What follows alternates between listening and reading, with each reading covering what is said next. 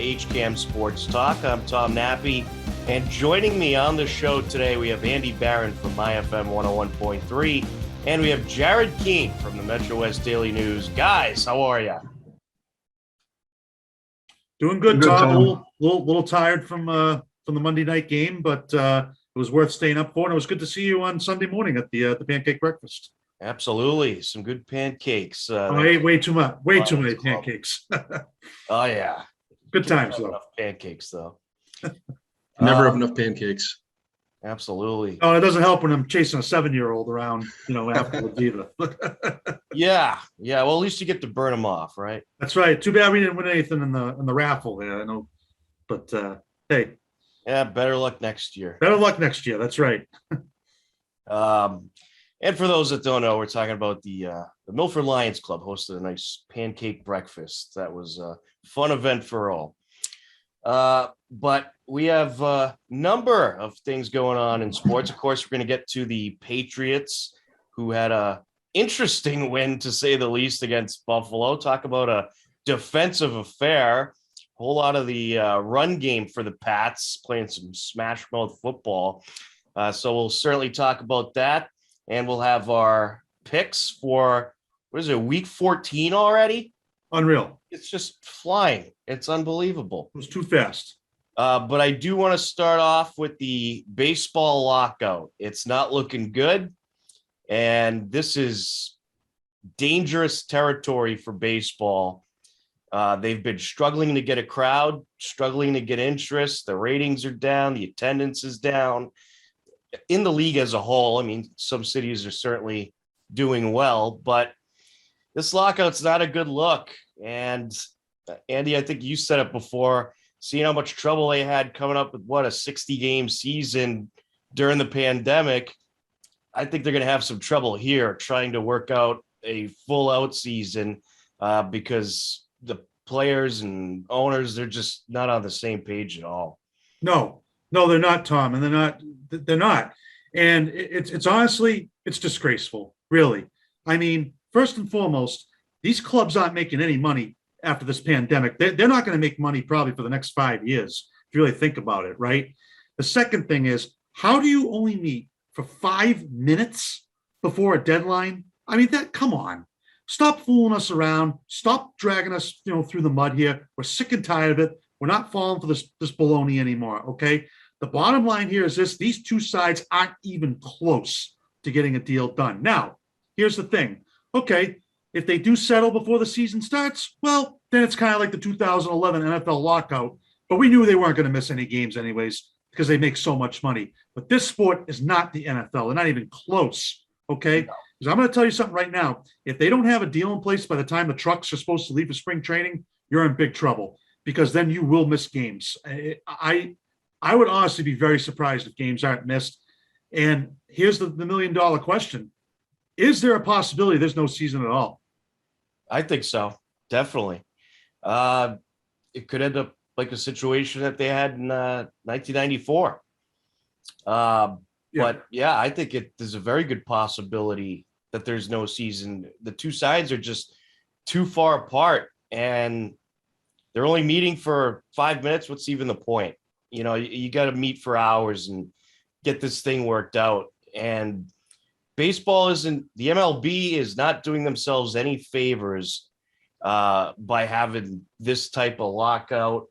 And right now, deals can't get made. There's no off season really. And if they ever do figure things out, with the lack of an off season, the season will probably get pushed, and you'll probably have to cut out some games or do something like that. But it's not a good look for baseball. And as you said, they're not the NFL. They're a sport that's struggling to survive, struggling with popularity. Jared, what are your thoughts? I think this is an interesting one, obviously, where it's pretty clear that again, like you said, that the two sides are miles apart, and obviously there's concerns about whether there's going to be a season. Andy said it best. I'm not a baseball purist, but there are plenty out there still. A lot of baseball purists, a lot of really intense baseball fans. But the fact of the matter is, and I remember doing a story for the Metro West about this. I don't remember exactly what year, but just kind of on how the popularity of the sport has decreased. Participation has decreased. And because it's obviously a slower game. It doesn't kind of really, it doesn't really kind of work with a lot of people these days that kind of want things moving faster. And, that's why a lot of people switch from maybe baseball to lacrosse. Lacrosse is obviously a much faster sport. But yeah, I mean, obviously there's concerns about whether there's going to be a season. There's obviously should be greater concerns about whether, whether things are going to even move forward after that, whether there's still going to be baseball. So yeah, I mean, it's obviously, again, a tough one. Again, obviously I think with how far apart the two sides are is obviously not a good, not a good thing right now. And Jared, I think the NFL actually learned after, because they were having problems too in 2011, but they just hammered out a deal this year. Just took them a few hours pretty much. So, but yet again, the concern that I have is just the direction this whole thing is going in. It is absolutely not looking good. How can you be optimistic? I mean, really, this some of these clubs are just have no shot to compete either. I mean, you have too many clubs. Sorry, like the Red Sox and the Yankees, the Dodgers. Their payrolls are astonishing. I mean, really, there's no gap now. In '94, you got to remember, that strike happened in August because they didn't want the salary cap. Yeah, that was a disaster with no World Series. But you are playing.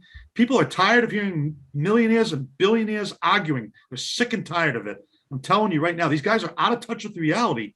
And again, I would be shocked if something's done by spring training. Really, I really would be, because these two, why can't these sides, and I'm tired of the political correctness. We're not buying this anymore. Seriously. I mean, it's just, why is Tony Clark and Rob Manfred have a job? Seriously. They're not good. They don't know what they're doing. No, they really don't. They made a whole fiasco out of the All-Star game last year, and you got MLB directly involved with political things happening, and stuff like that is just not good for the sport. It'll tick people off. They'll stop watching your sport. They'll stop going to games. And from what I've seen from these guys, they haven't made any moves that have been great for the game of baseball, really. They're a bunch of do-nothings. And right now they're all just sitting around doing nothing. But yeah, I mean, that's a good point. I think anybody does not want to hear millionaires and billionaires complaining at each other and arguing over every nickel and dime. I think it's absolutely ridiculous. I mean, don't these guys want to get paid? Don't they want to get their revenue? I mean, get a deal. Don't they want to play? Don't they want to play? Right. I mean, again, there's no sign of any sort of positivity here. This is a disaster. I mean, and again, I agree with Andy and both of you guys. I think I would be shocked if something was in place by the time the trucks leave. And quite frankly, for anybody that's a baseball fan, that's sad. And that's probably really frustrating. And guys, do you think the owners really hold the cards here? Because I really think they do. I think they've put the players over a barrel. Now, I don't think the players have done themselves any favors either. But it really just seems like, I mean, they hold the cards. I mean, yeah, from every impression that I get, the owners are really at the head of this thing, and they hold all the cards. And the owners, you think about it, I mean, they're all ridiculously rich. So, I think there's probably some owners that could care less if there's a season, because John Henry. Yeah. Right. Well, they own the Pittsburgh Penguins now, so they can concentrate on their soccer and hockey team. But I mean, how many owners truly care if there's a season? I'd be curious to know that. They're still going to be billionaires at the end of the day. It doesn't cost them much. Right, because if there's no games, well, the players aren't getting paid. Now they're losing money. They're losing paychecks.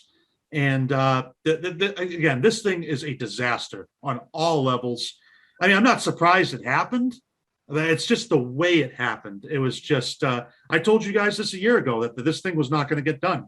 They couldn't even agree to a 60-game season. They almost didn't even play last year. I mean, this sport is losing an alarming amount of money and fan interest. Listen, I like baseball. I grew up with it. I remember, in the 80s and 90s and the 2000s, baseball was at an all-time high. It was unbelievable. But a lot of people got turned off after that 94 strike. They really did. And it just looks bad. And again, you got to look at ticket prices as well. They're out of control in some of these ballparks. I mean, you can go to Kansas City for a game probably for $10, and then you're paying for that same seat in Boston. It's probably like $100. I mean, it's just the gap is so wide here. The contracts are outrageous what some of these guys are making. Haven't we learned anything? Right. When Alex Rodriguez signed that $300 million contract with the Texas Rangers, which was that 20 years ago? What was it, for 12 years or something? Which is absurd. It's crazy. And then don't even get me started with the Hall of Fame balloting. That thing is out of control as well. This sport needs a total makeover. Yep. Yeah. I'm not sure that's going to happen. It's not going to happen. Quite frankly, I'm not sure that's going to happen to save the future of the sport, quite frankly. So it's really too bad because it is a great sport. So it's our American pastime. But you're right, Jared. It is, it's a thinking man's game. That's what it is. It's you got to, it's really, baseball is very psychological almost. It's like you got to outsmart your opponent.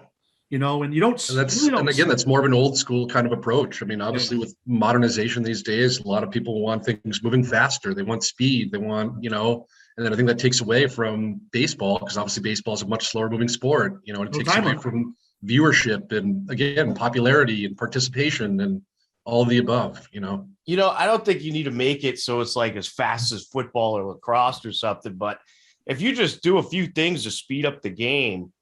Yeah, I mean, think about in the 60s, 70s, or even before that. I mean, games used to be what? Hour 45 minutes?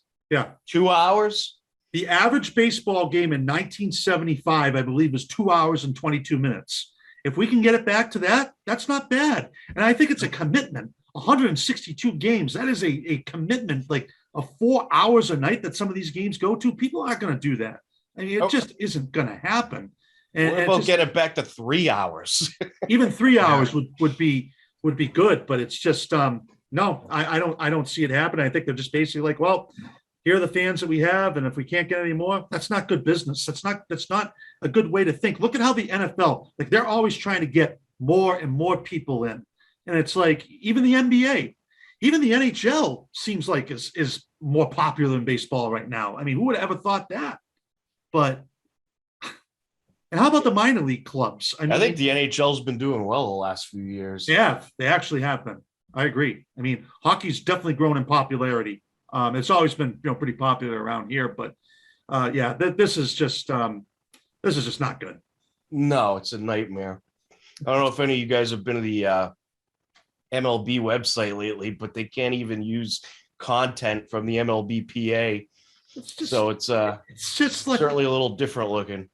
It's horrible. I mean, just seriously. And what if you're a player that, doesn't have a huge contract like, some of these players do, and you're just trying to make it in the league. Like, I'd be livid right now. It's like the minor leaguers. No.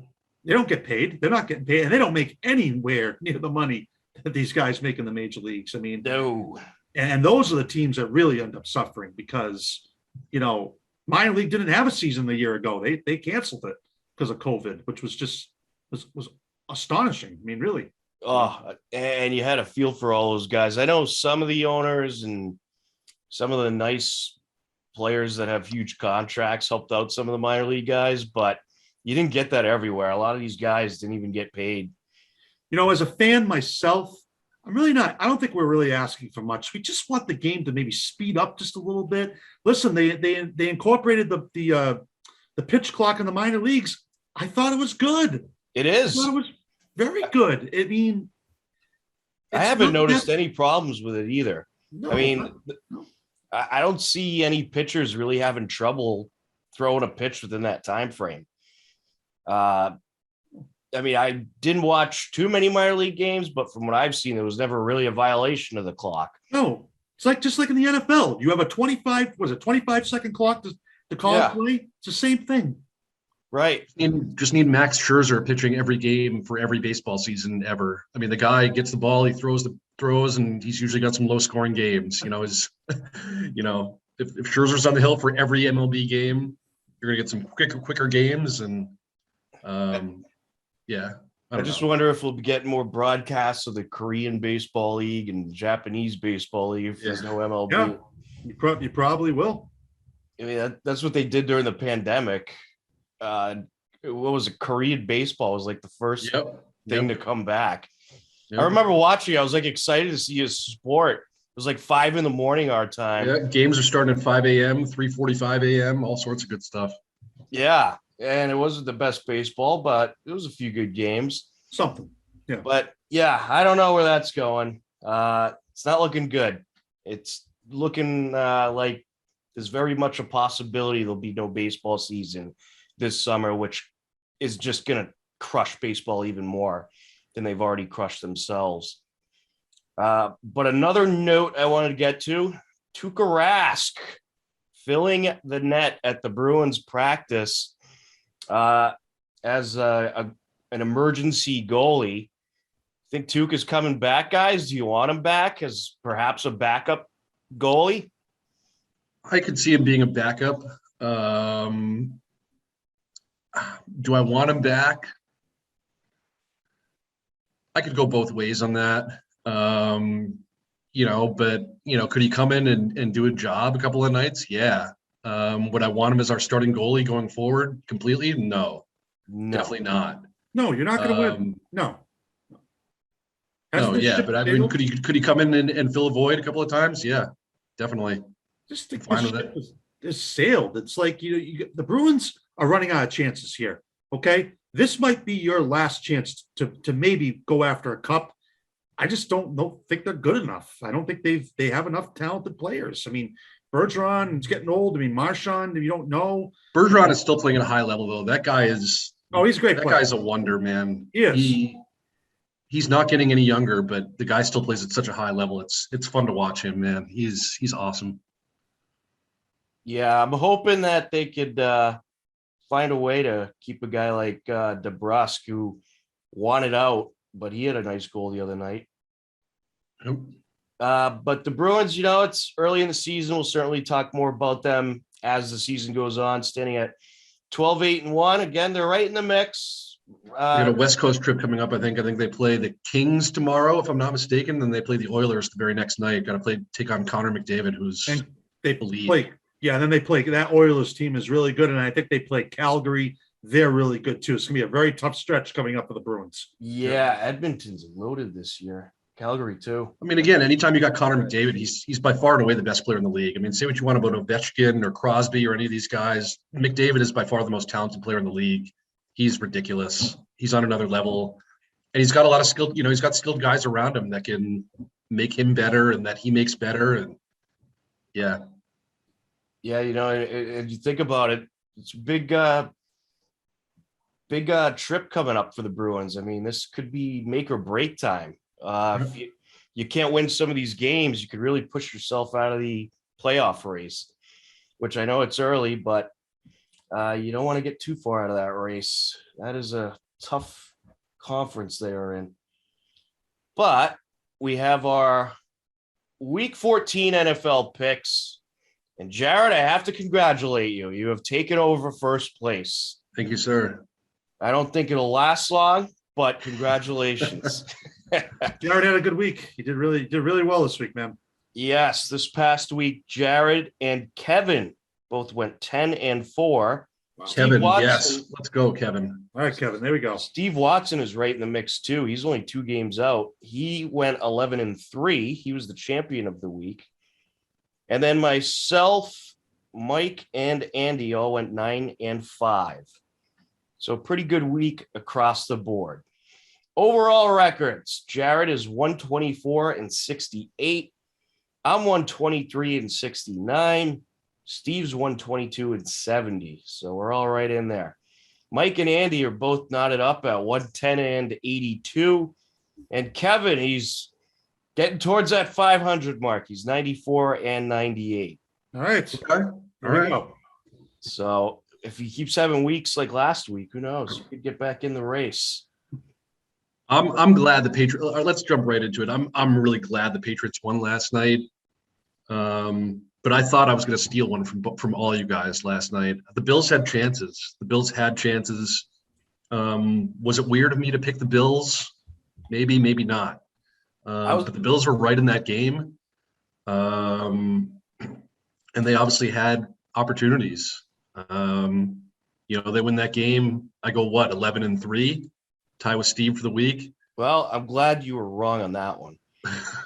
I'm glad I was too, but I mean, the crazier one was Baltimore against Pittsburgh. That was just ridiculous. God, what a crazy ending that was. I mean, it just, everything is just going the Patriots way right now, guys. I mean, that was some of the worst weather. I mean, we might ever see. I mean, I don't think there's any place in the NFL that has worse weather than Buffalo. Like it's such a, I mean, the winds just looked like they were insane up there last night. I mean, it's just, what a win for this football team. I mean, 3 passes, the least amount of passes a team has thrown since 1968 and won a game.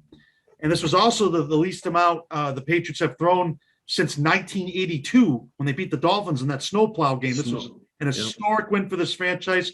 And I'm going to say it right now, they are going to win the Super Bowl. Wow. All right. Well, they are. You know what? I'm predicting a Pats-Bucks Super Bowl. I haven't determined who's the winner is going to be yet.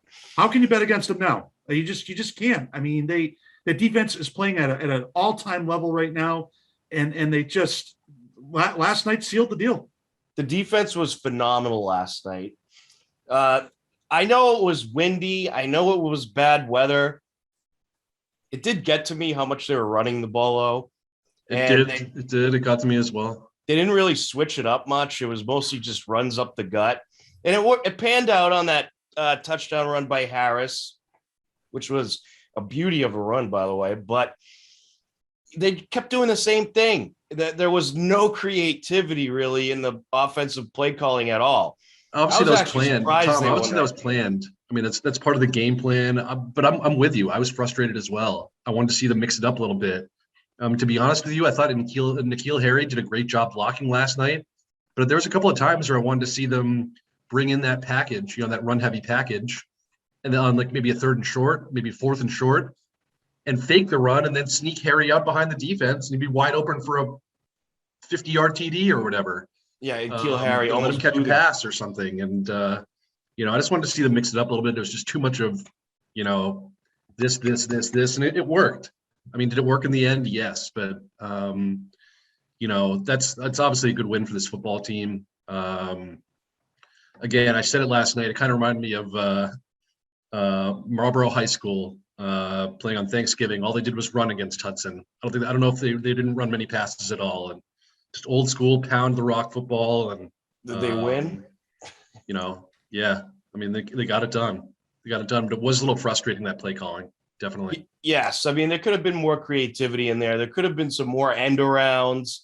There could have been some little passes. I mean, Buffalo tried to pass a little bit. They had a couple decent passes, maybe a screen or two, or, just some diamond dink passes. You don't have to throw the long ball. Exactly. I was surprised it was only 3 passes, Yep. I would have been fine with single digit passes, knowing how bad that weather was, but more than 3 passes, please. They are lucky the defense played so good yesterday and only gave up 1 touchdown that really kind of wasn't even their fault. It was thanks to N'Keal Harry fumbling that punt. True.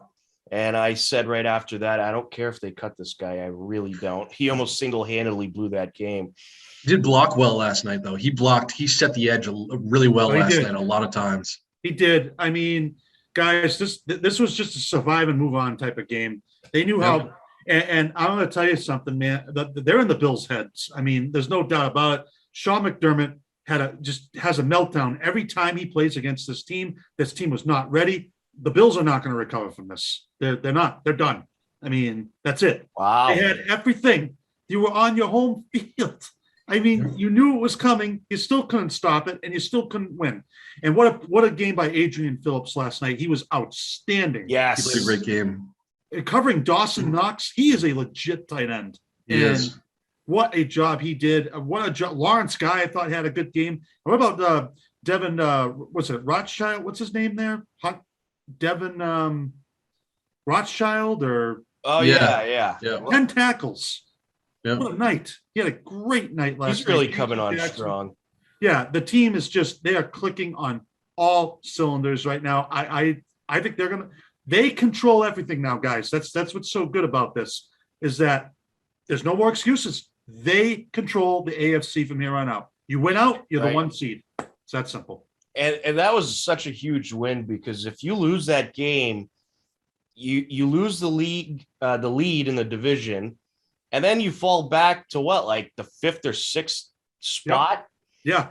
You know, you go from the first spot all the way down to the 5th or 6th, and you got a bunch of teams that are around 8-4, 9-4, that are right in there. So yes, getting the conference really in your control, that was absolutely huge.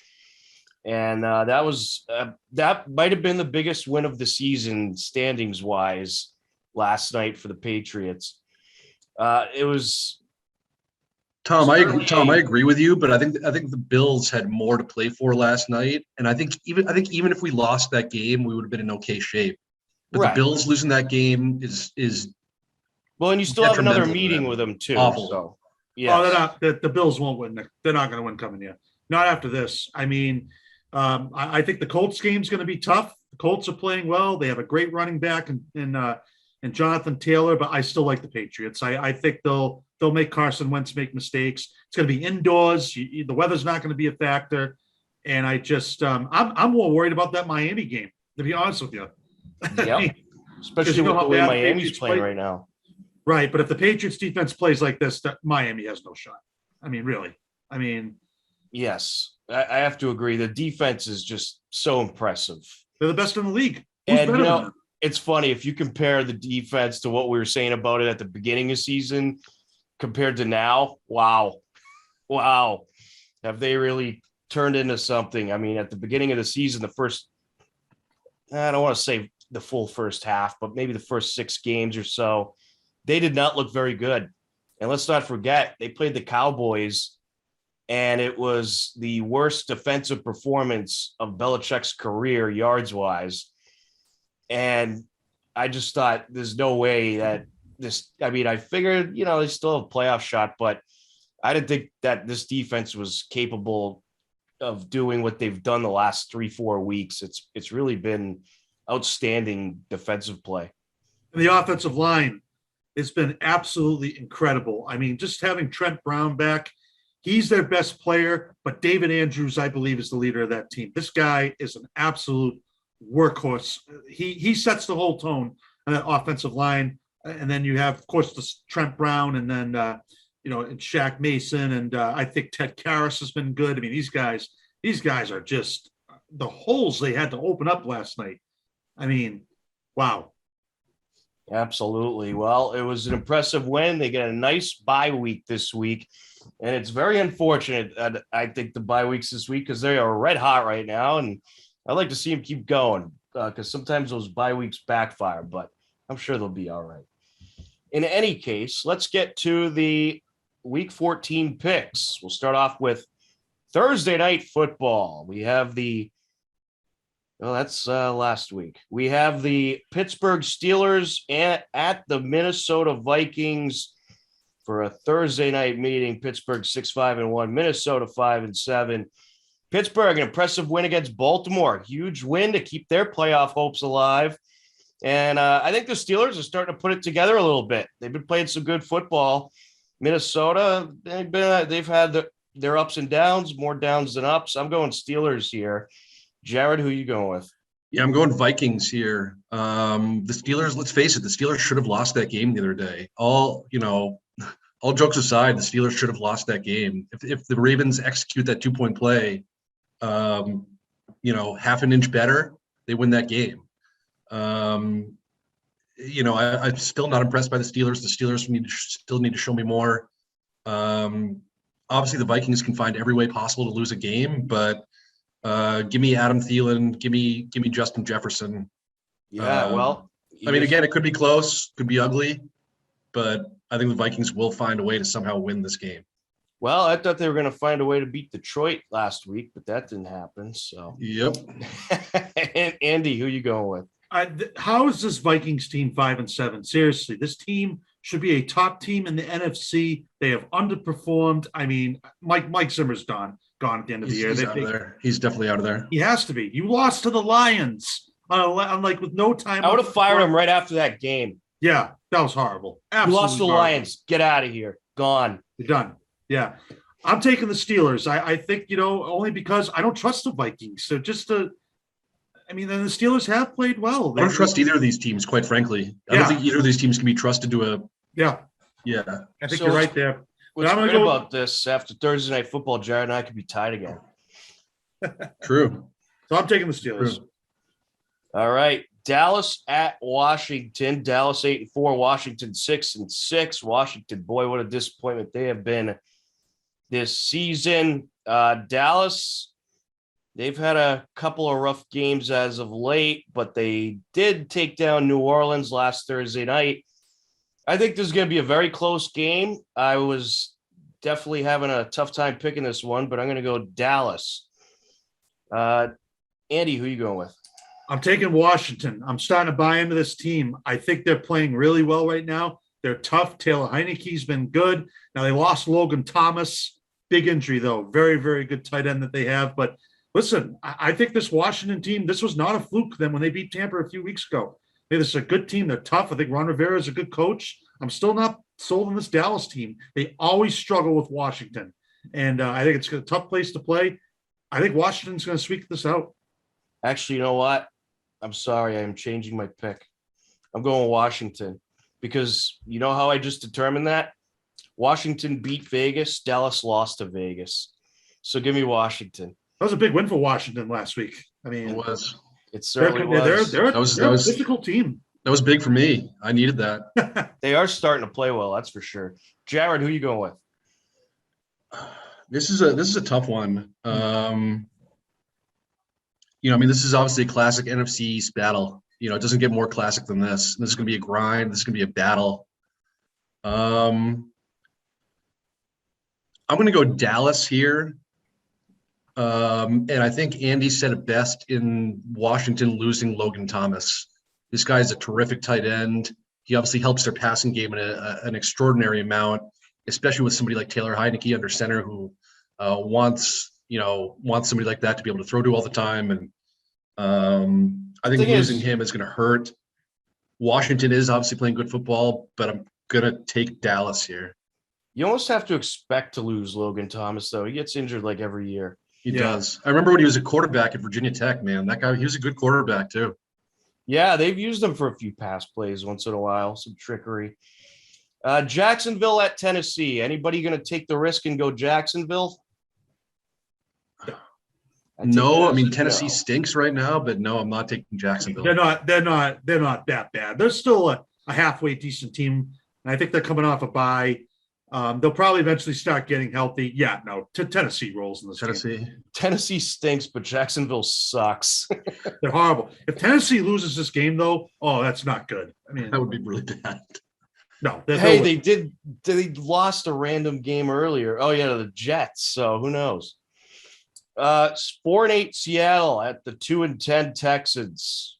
Give me Seattle. They showed me something last week by beating San Francisco.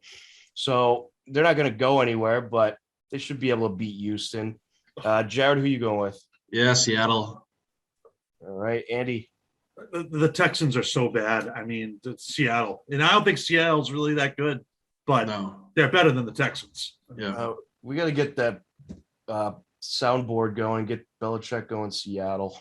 All right. Las Vegas at Kansas City. I think the Raiders are starting to fall flat on their face, although I've said that before and I've proven myself wrong. Kansas City's on the uprise. They got a nice win over Denver on Sunday Night Football. Give me Kansas City in this one. Andy, who are you going with? Taking the Chiefs. They're starting to put it together, even though I still think they have a lot of issues and I still don't think they look right. But no, I can't put my stock in the Raiders. They're not going to win this game. All right, Jared. Guys, how many times on the show have we talked about the Raiders potentially falling flat on their face? Well, pretty much every is there week. another team? Probably I'm every going- other week. I'm going Chiefs here. Yeah. All right. Watch, the Raiders are going to crush them. Oh, That would be insanity. it's huge if the Chiefs lose, because then listen, if some of these other teams start losing, then the path is even widening for New England. So I mean, Yeah. it's Yeah. It would definitely help them if Kansas City lost, but I just think Kansas City, they're starting to click on all yeah, I agree. cylinders. All right. So we have the 5-7 Saints, who are a bit of a mess, at the 3-9 Jets. We'll let Mr. First Place Jared have the first pick on this one. Oh boy. I mean, both these teams really stink right now. Really stink. I know. That's why Good I'm letting Lord. you have I mean, first pick. it's tough for the Saints. The Saints don't have their quarterback. They don't have their best receiver, Michael Thomas, who's been out the whole year. And then they haven't had Alvin Kamara the last 4 games. What are you going to do? I mean, that's 3, Is Kamara back? I hope so. If Kamara's back, I'm going with the Saints here. If Kamara's not back, give me a Hamilton card. All right. Andy.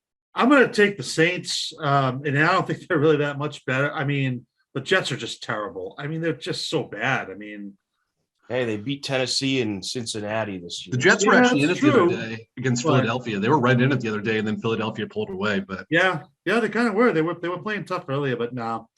I think if the Saints can't win this one, then that just looks bad. I mean, I almost want to go Jets, but then it's like, go Jets, Hey. please, Tom. Go did I Jets. lose a game to Jared because of the Jets? Like, that would just crush me. I mean, the Jets are they're just not good. yeah, I'll go. That would be. I'll How go glorious that would be. Saints. But I mean, I wish I knew if Kamara was playing, because that would actually really affect my decision. But I think he is playing. I think he is playing, but we'll see. All right, I'll go Saints. Kamara with 4 touchdowns. We have the 5-7 Atlanta Falcons at the 5-7 Carolina Panthers. Andy, you could have first pick on this one.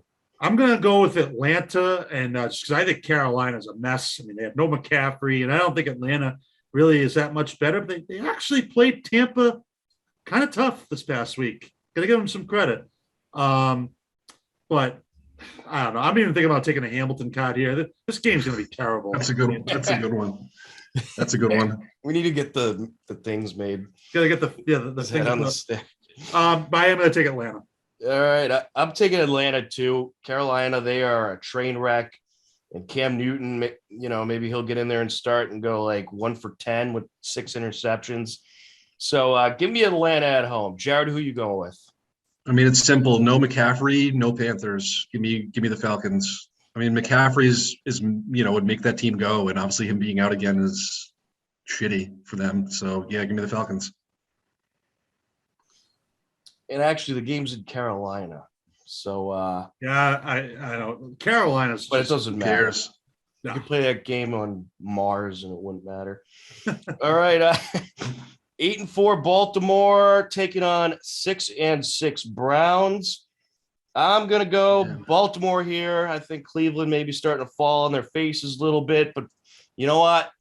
This is a division matchup. Scares me a little. I don't know what to expect. Didn't these teams just recently meet up not too long ago? Yeah, a couple weeks. I think they've been up a few weeks ago. Yeah, but yeah, I'll go Baltimore here. They're certainly going to be desperate for a win after a tough loss to Pittsburgh. Jared, who are you going with? Oh, this is actually another really tough one because the Ravens are not really playing good football right now. Let's face it. Lamar Jackson is not playing good football. The fact of the matter is, but neither are the Browns. Screw it. Give me the Browns. All right. I might regret that in a big way, but give me the Browns. I hope you do. Andy, who are you going with? I'm taking the Ravens, even though I don't think they're playing well. I just think the Browns are an absolute mess right now. And I think the Ravens are going to be pretty ticked off. But this is a big game for them. They come out and lose this one, and then they might even have trouble winning their division. I mean, really, because the Bengals are still hanging around too. These teams did just meet 2 weeks ago, and it was Ravens 16, Browns 10. Oh, All right. So this will be like 17-14. All right, moving on to the 4:00 games. The New York Giants at the Los Angeles Chargers. Anybody going Giants? No. No. All right. Impressive win for the Chargers last week, too. They going to Cincinnati and they won very handily. No, they're going to roll in this game. Remember when it almost looked like the Giants were maybe starting to put it together? Yeah, what was that? Yeah, that didn't happen. All right, the 1-10-1 Lions, fresh off what will likely be their only win of the season, taking on the 6-6 Broncos. I'm going Denver here. I'm never picking the Lions again the rest of the season. I wish I picked them last week, but give me Denver here. Andy, who you going with? Denver. Yeah, Denver. All right, Jared. Yeah, Denver. Denver by default because I don't think the Lions can win 2 in a row. But I'm not big on Denver. I've been pretty low on Denver all year. But give me Denver. I don't know how anyone could be big on Denver. They are 6-6 though, kind of hanging around. Which is weird. They've kind of been hanging around there a little bit. Yeah. Speaking of weird, we have the 6-6 49ers at the 7-5 Bengals. San Francisco, wow. I mean, to blow to Seattle after getting a couple impressive wins, that I just don't know what to expect in this game. Cincinnati's been pretty bad lately as well. They lost to the Chargers last week, and that's how Jared. They nearly came back against the Chargers, though. The Chargers were all over them, and then they nearly made the comeback. Yeah. Before the Chargers pulled away. I'm gonna go Cincinnati here. I think San Francisco's falling apart again. Jared, who you go with? Crap. I'm gonna go with San Francisco. I think they rebound from the Seattle loss and get it done. All right. I could picture being up 3 games after this week. Andy, who you going with? Taking the Bengals. That was a terrible loss last week for the 49ers. Just when you think they're starting to turn the corner, and they just played a terrible game against the Seahawks. That was awful. I think the Bengals bounce back this week. How do you lose that game to Seattle? That was a bad game. Horrible, man. I mean, just Jimmy Garoppolo, he had no clue what he was doing at the end of the game. I mean, what are you guys doing? I mean, Seattle has no defense. No. And it was a low scoring game too. What was it, 13-10 or something? No, it actually was like 30-23, I believe. But the 49ers did not play well. Right. You're right. It did have an exciting ending. I mean, you're playing Russell Wilson. You know, he's always good. But yeah, that's a tough loss for San Francisco. And if they lose this week, they're all done. Actually, give me the Bengals. I'm changing my pick. Give me the Bengals. I can't take San Fran. Give me the Bengals. Talked him out of it. Knocked him out of it. I didn't mean Watch now. San Fran's going to roll, and I'm going to regret that. I hope they do now. I hope San Francisco wins now. All right, 7-5 Buffalo at 9-3 Tampa. Anybody going to go Buffalo? I'm very tempted to actually go Buffalo here. Very tempted, but I'm not going to do it. No. Didn't work for me this past weekend. I'm not going to try it again this weekend. Tom Brady has owned the Buffalo Bills. 32-3 against Buffalo. Yep. But Tampa rolls. It's going to be all threes across the board after this. I think it's going to be a lot closer than you guys think, but I'm going Tampa. I do think it'll be close. Buffalo's desperate. They are playing in desperation mode right now because not only are they not ahead in the division, I mean, they got Miami coming up on their heels, and they lose this game, they drop to 7-6. Then you're thinking that who knows, maybe they might not even make the playoffs. Yep. So this is a huge game for Buffalo, but I don't think they're going to win. TB12 will get it done.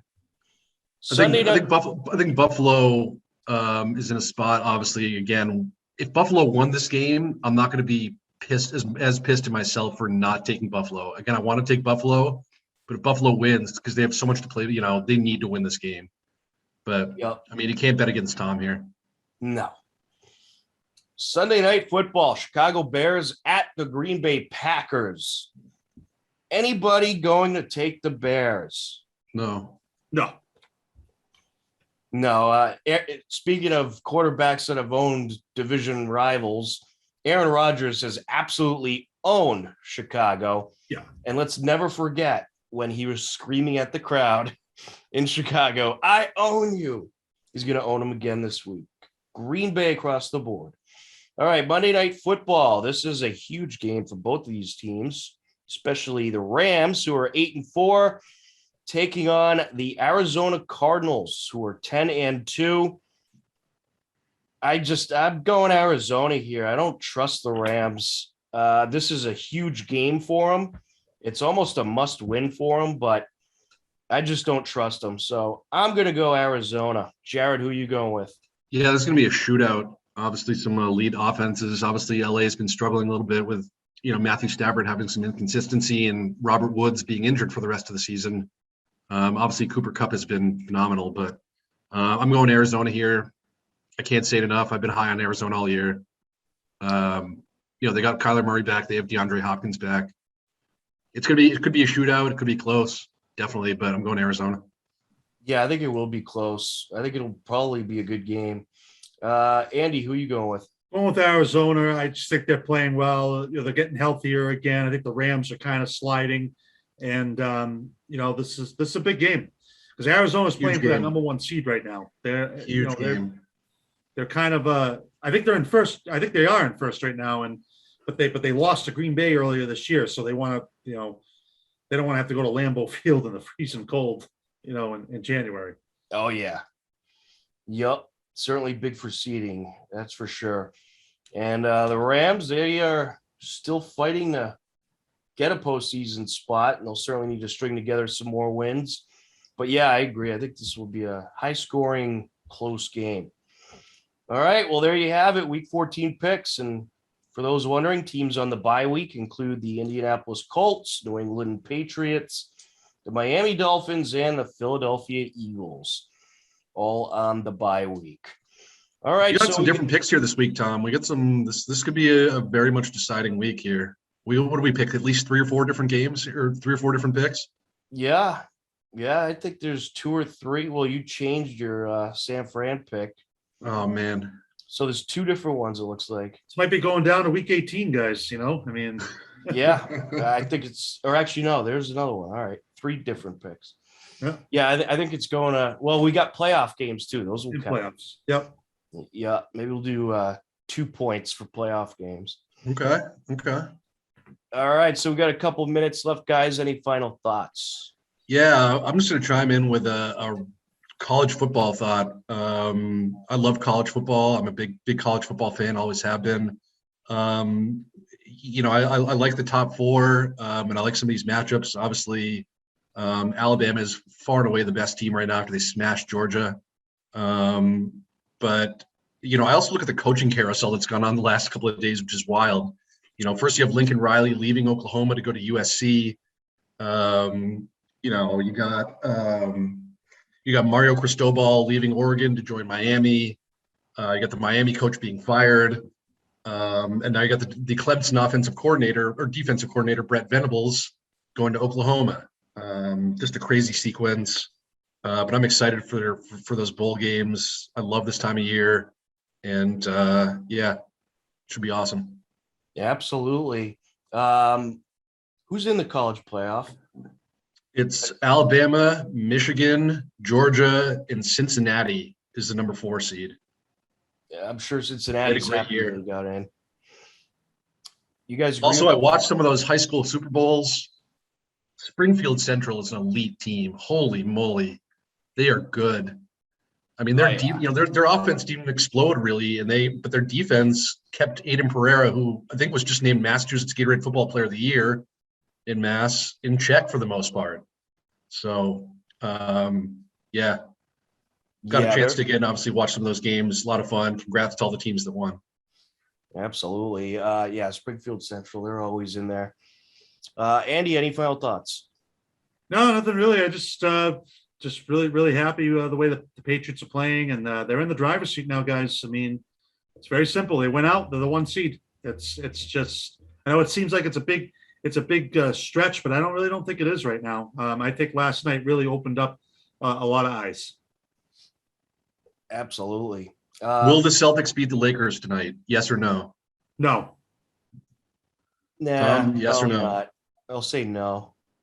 I'll go yes, just for the heck of it. All right. Will the Crimson Tide win the college football title? Yes. Yes. Yes. Look, whether you like it or not, I mean, Nick Saban is the greatest college coach of all time. It is. He is. Who else is better? He's up I mean, there. No, I for sure. agree. Yeah. I am rooting for Michigan though, because there's a lot of mass guys on Michigan.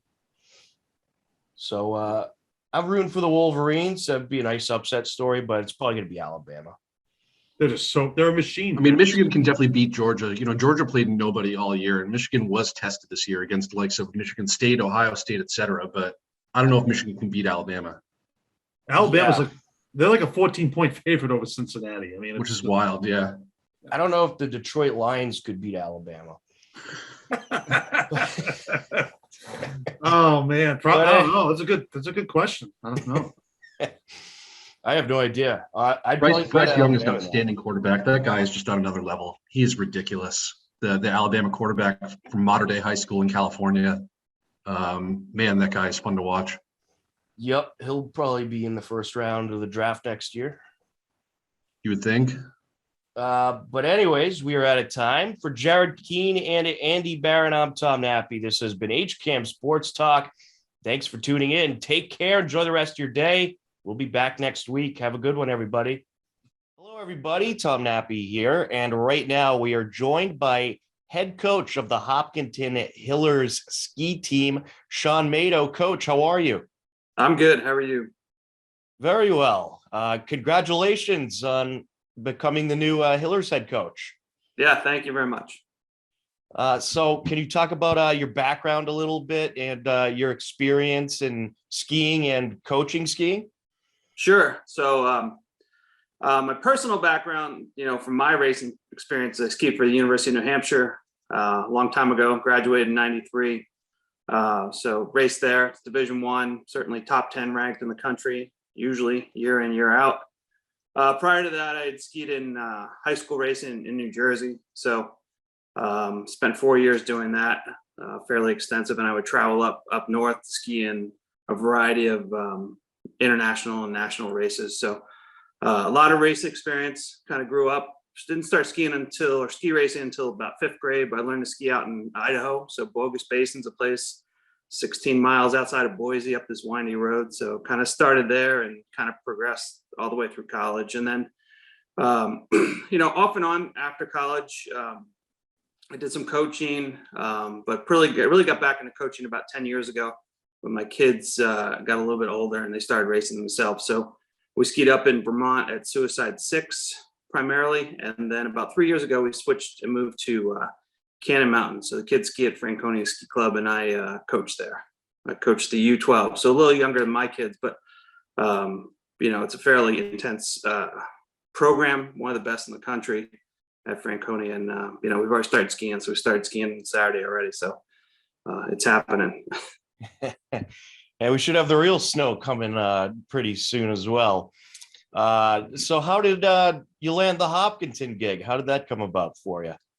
Yeah, so I think the former coach had a little bit of a change and she had to move back to Colorado. And so it kind of came up last minute about 2 weeks ago. They were looking for somebody and, we had on the radar because our daughter's a freshman. The oldest daughter's a freshman, so she's in the high school right now. And she was obviously going to be part of the program. And so I think the program's been around, 7 years. So certainly, they needed somebody to continue on. I had the race experience. So I threw my name in the hat and, I got the job. I'm pretty excited to get started. Absolutely. So last year, I know there were some changes with how the meets work. Less schools, I believe, at some of them than typically, and different times and whatnot. Are all those COVID rules from last season gone? Is it like a regular ski season this year that you know of?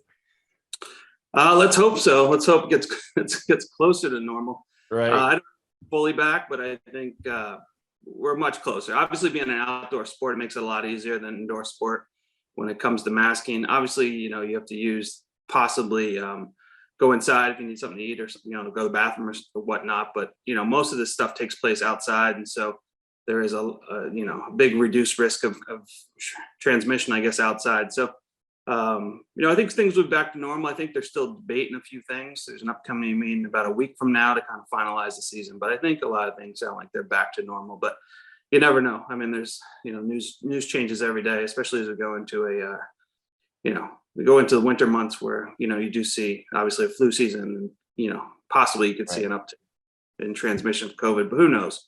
It's an outdoor sport. So there's, less pressure, I think, than other indoor sports, possibly. Absolutely. So have you met any of the members of the team yet? And when do practices start? Yeah. So the only team member I've met is my daughter. So, got to see her for the past 15 years. So, no, the other kids I haven't met. We're going to do an introductory meeting on Wednesday. Then we'll start dry land on Thursday. And then we'll kind of do dry land Monday, Wednesday, Thursday, and then for the next few weeks. And, if we can get on snow, it depends on ward. Ski ward probably needs, I think they're saying, 25 degrees or below to, really make some snow. So, we're kind of teetering on that right now. So, we'll get on snow as soon as possible, hopefully before the holiday break. But, we'll really kick off this Wednesday, and then we'll have dry land 3 days a week and, get on snow again as soon as possible, start working on some things. And I believe the schedule consists of 6 meets, I want to say. Yeah, from what I've seen, yes, that's correct. Yeah. Terrific. So it's a good schedule. A few GSs, which is a little wider turn, than slalom, which is a little quicker turn. So, we'd get both events, and it's a quick season, obviously, but it's a good season, a lot of fun. Well, I know people certainly enjoyed having the coverage on HCAM last year and watching the ski meets, and we'll once again have the ski meets on HCAM this year as well. Coach, welcome to the Hillers, and we're certainly excited for the season. Great, thank you. Thanks for your time.